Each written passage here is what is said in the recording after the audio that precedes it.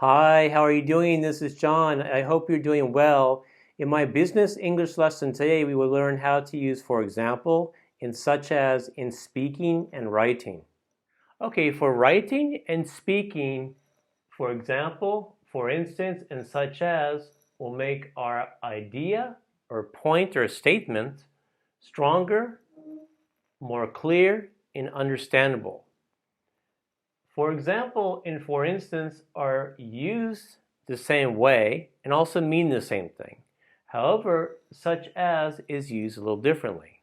So, using for example, for instance, and such as in business English will definitely help you at work, in business, and in your social life because people will understand your ideas more clear and better.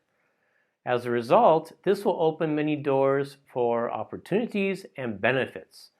So let's look at some examples and see how we can use it in speaking and writing. Okay, so let's look at for example and for instance.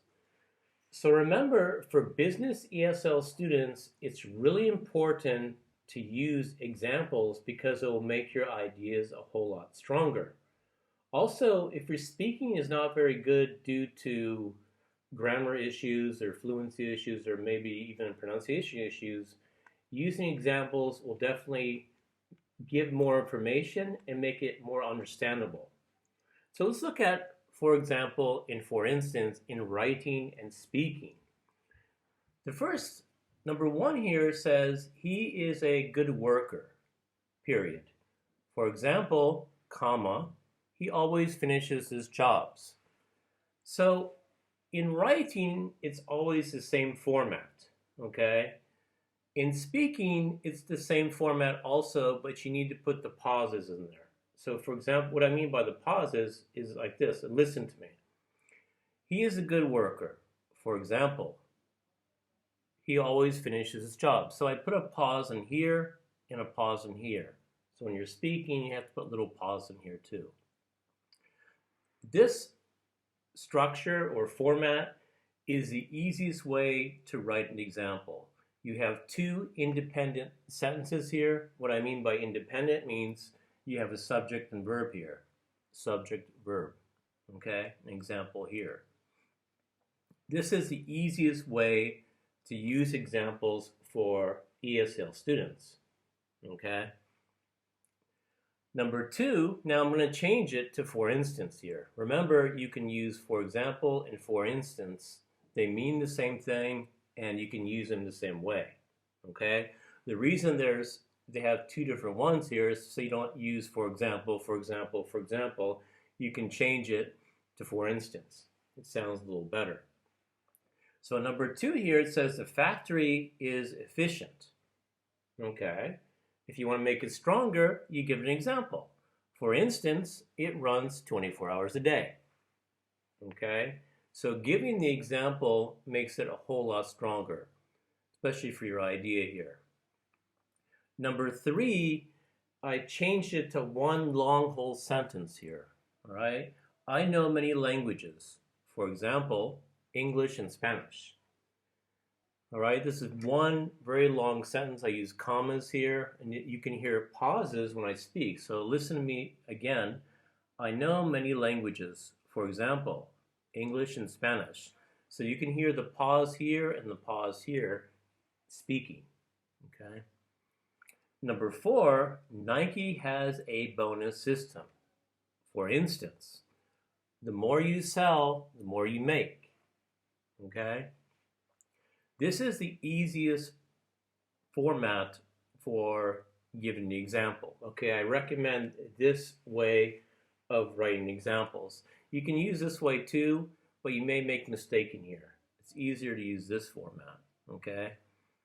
Number five, many companies, for example, 3M and Microsoft have good salaries, okay?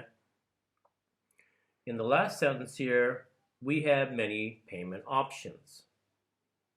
For instance, or for example, you can pay online or in person, okay? So these are some ways you can use, for example, in for instance, in sentences, either if you're writing it down or you're speaking, Okay?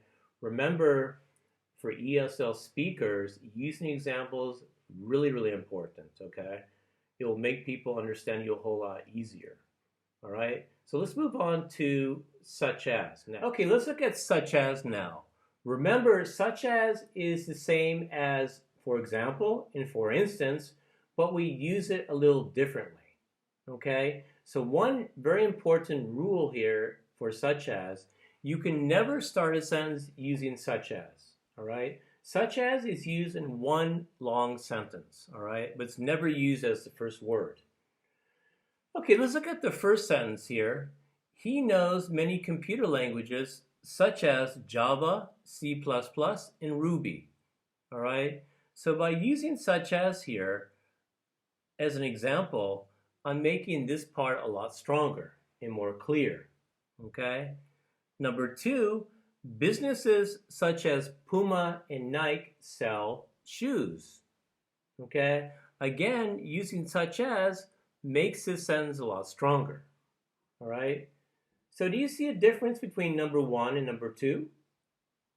Yeah, so number one, you have a comma here. Number two, you have no comma here.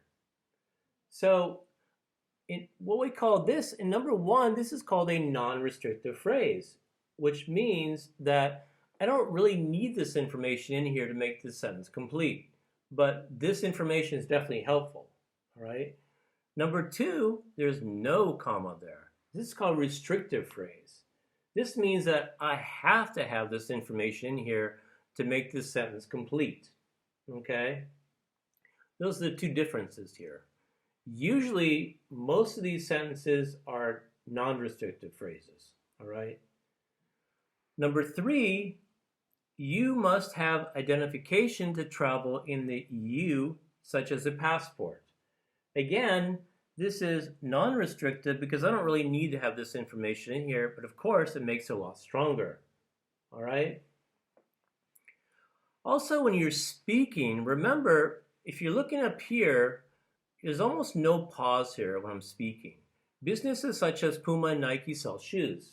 So there's almost no pause.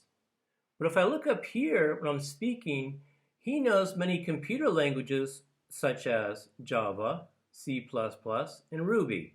Here, with these commas, there are slight pauses. Okay? Okay, so using such as, for example, and for instance, in business English will definitely help you sound a whole lot stronger, make your sentences more clear, and provide more information so people will understand you better. Okay? Okay, so if you like my video, give me a thumbs up. I will see you in the next lesson. Have a very good day.